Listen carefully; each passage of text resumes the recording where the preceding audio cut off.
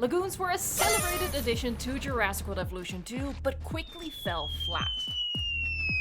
The next sequel needs to make Lagoons better, and Frontier already has the tools in Planet Coaster 2. I'm Evo, and I see the world through Jurassic World Evolution lenses. So when I see the pool tool in Planet Coaster 2, I see a tool for making lagoons in Jurassic World Evolution 3. Or whatever the next sequel will be called. Lagoons in Jurassic World Evolution 2 suffer from too many limitations. We can build lagoons using only one circular shape in one size with one depth.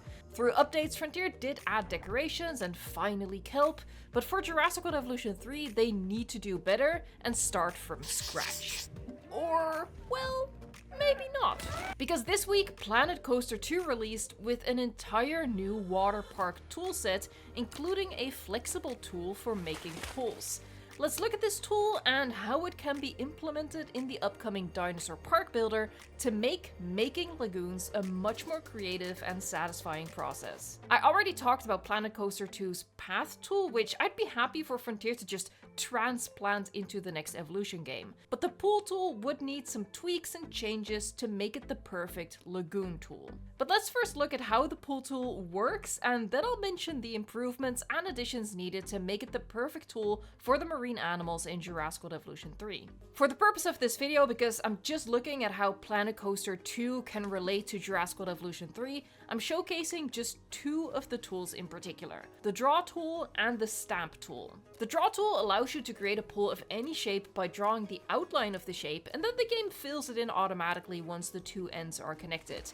This is an amazing system for ultimate flexibility and would be especially useful for creating naturally shaped lagoons. The tool works additively too, so if you want to add to the pool, simply draw a second shape that intersects with the original pool and you get a bigger pool. Before looking at all these other options that we would be making changes to for the purpose of making lagoons, let me quickly show you the stamp tool. This tool gives you 4 shapes in 3 size variations each, with which you can create a perfect square, hexagon, octagon, or pentagon with a single click of a button. And just like the draw tool, these shapes are additive, so you can place multiple squares, for example, together to create a larger pool. The largest size in Planet Coaster 2 is quite modest. In our upcoming Dinosaur Park Builder, this would be vastly upscaled, with the medium size being as big as maybe the current lagoons, and then giving us one size smaller and one size bigger. There are 3 customization options important for making lagoons: the interior color and material, the edge of the lagoon, and the depth of the lagoon. Before I talk in depth about how these options could affect our lagoons if Frontier brings this system over, subscribe to the channel if you're looking forward to Jurassic World Evolution 3 and want to stay up to date on all of the latest news. And this is your reminder that Jurassic World Evolution 3 has not been confirmed to be named as such, but there's already all of the information available on past videos on the channel, and I will link those at the end of this video, in case you're out of the loop. Just like the pools in Planet Coaster 2, being able to pick from just a handful of options for the interior lining of the lagoon would be a good place to start the customization process of the lagoons. The bottom would/should probably always just be sand, but we'd have an option of a couple of materials for the sides of the lagoon, and I'd propose we'd get 2 sets of options, one for the interior walls and one for the exterior walls. The edge of the lagoon would be customizable with different barriers and fence types surrounding the lagoon. The same way we currently have different fence types and barriers around the lagoon, but now we have to pick an entirely different lagoon and you can't mix and match. With this system, you would just have it as a customizable option in the menu. We would also get the option for a no barrier with a natural edge and built-in slope, which would allow for the lagoon to be connected to a land exhibit for hopefully functionally semi-aquatic species freely moving in and out of the lagoon. Finally, water depth. The pool tool in Planet Coaster 2 has 4 settings for depth, and by connecting sections with various depths together, the game automatically creates a slope between them, so it transitions smoothly from one depth to the next. This system would be serviceable for creating lagoons, but I think we would all prefer more flexibility in making it look natural. So ideally, instead of choosing between several settings, the elevation tool would be functional within the lagoon. As has been the case in Jurassic World Evolution 2, viewing attractions would simply clip onto the edge of the lagoon, with more viewing options, hopefully, like tunnels and glass walls. I would add an extra option that Planet Coaster has no equivalent of, and that is water coloration. You could make a clear Mediterranean Sea looking lagoon or a murky, swampy looking lagoon by changing the color and clarity of the water. But you're probably wondering now, what about completely natural lagoons though? Sure, with the draw tool you can make a blobby shape with an option for a natural edge, but it's still not a natural body of water. Since we're talking about a park building game, I think a good tool for making a tank takes priority over making natural bodies of water for our marine animals, because that's how marine species are kept in modern day zoos and aquariums, immoral as it may be. But ideally, the water tool itself would allow for making completely natural bodies of water that our animals can swim in, our terrestrial animals and our marine animals.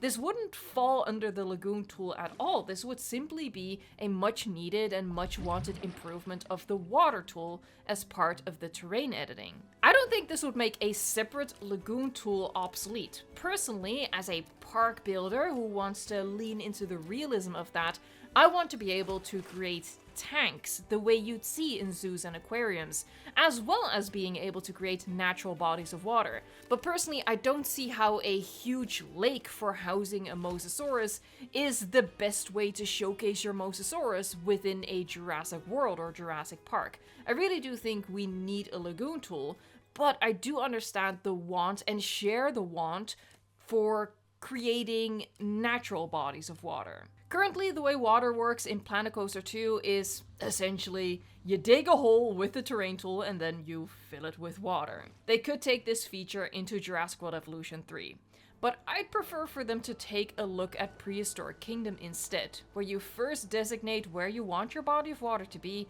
and then you can use the terrain editing tools to add depth.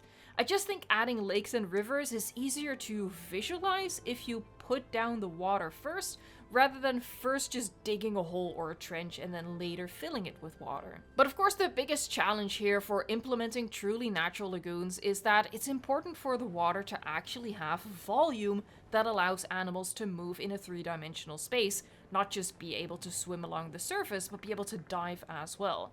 This is a more complex feat than what they did with Lagoons in Jurassic World Evolution 2, but certainly not out of the scope of feasibility.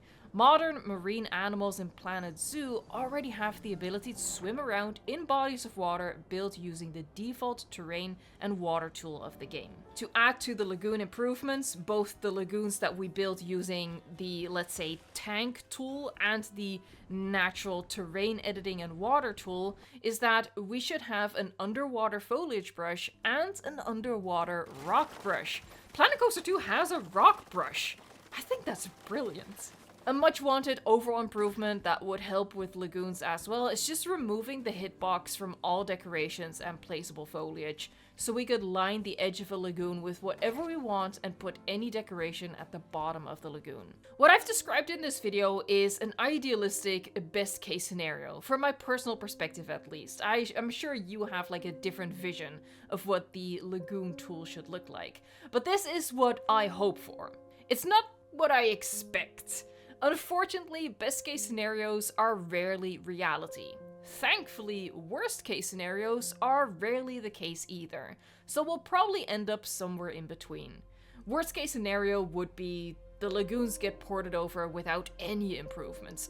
Actually, worst case scenario would be lagoons are cut from the base game and held back for DLC.